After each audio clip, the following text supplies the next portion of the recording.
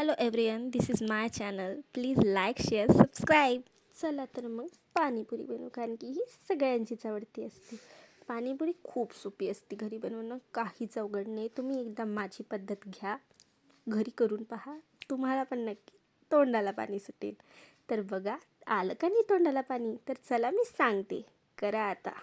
मस्तपैकी चिंच, गूळ, पुदिना, हिरवी मिरची, लसूण, अद्रक मस्तपैकी घ्यायचं. पाणीपुरी बनवायला गरम पाणी करायचं, त्याला उकळू द्यायचं, ते मस्त चिंचेत टाकायचं. चिंचेला मस्तपैकी गरम पाण्यात भिजू द्यायचं. भिजू दिल्यावर त्यात गूळ टाकायचा. एकदम छान मस्त कुचकरून असा गूळ त्यात मिक्स करायचा, त्यात भिजू द्यायचा. मस्तपैकी भिजू दिल्यावर त्याला थोड्या वेळ तसंच ठेवायचं, कारण की चटपटा पण पाहिजे ना पाणीपुरीत.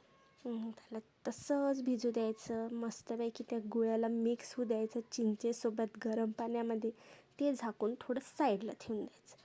कोथिंबीर, पुदिना मस्तपैकी धुवून घ्यायचा, त्याला मस्त छान धुवून ठेवून द्यायचं. त्यानंतर आपण घेतलेलं हिरवी मिरची, अद्रक, लसूण एका मिक्सरच्या भांड्यात टाकायचं. त्यात पुदिना टाकायचा, कोथिंबीर टाकायचा, त्याला मस्तपैकी ग्राइंड करायचं आहे.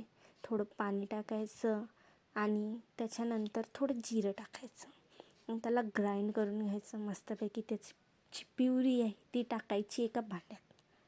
आणि मग जे आपण ठेवलेलं चिंच आणि गुळाचं मिक्सर होतं ते घ्यायचं, त्याला दाबून पाहायचं. जर मस्तपैकी चिंच नरम झाली असेल तर बघून घ्यायचं त्यात काही आहे का, खडा बिडा वगैरे काही निघते का, त्यात काही बिया आहेत का, त्या साईडला काढायच्या. मग ते सुद्धा मस्तपैकी मिक्सरमधून काढून घ्यायचं. छान छान असं ग्राइंड होऊ द्यायचं. आणि ग्राइंड झाल्यावर ते बघा किती छान तोंडाला पाणी सुटले. आणि हेच आपण ग्राइंड करून घ्यायचं एका चाळणीतून छानपैकी छानून घ्यायचं एका चम्मचमधून.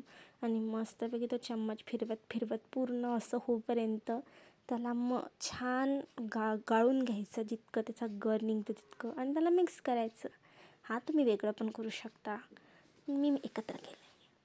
मग त्याला छान एकत्र करून त्याच्यात थोडं काळं मीठ, साधं मीठ आणि निंबू टाकू शकता, नाही तर नाही टाकू शकत. निंबू टाकायचं आणि जिरं पावडर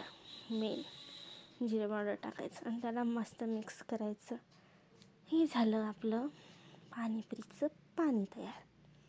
छान छान मिक्स करायचं. आता आलू घ्यायची, त्याला शिटी द्यायची, कुकरमधून काढून घ्यायचे छान. मग तेच स्मॅश करून घ्यायचे मस्तपैकी.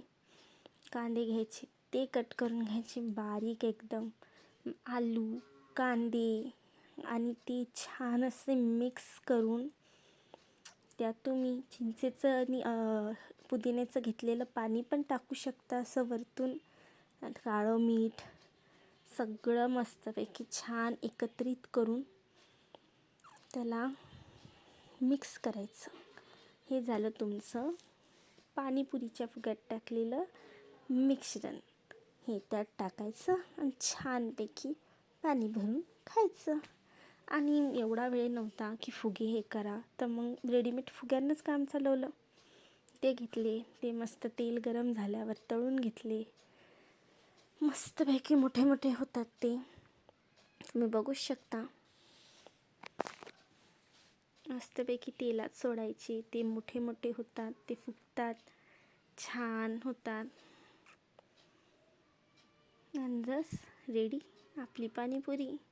फास्ट थंड व्हायला आपण ते फ्रीजमध्ये ठेवून देऊ तोपर्यंत पाणी हे तळून होईपर्यंत, म्हणजे गार पाणी खूप छान लागते. तर हे फुगलं आहे, हे व्यवस्थित फुगे, रेडी टू ईट.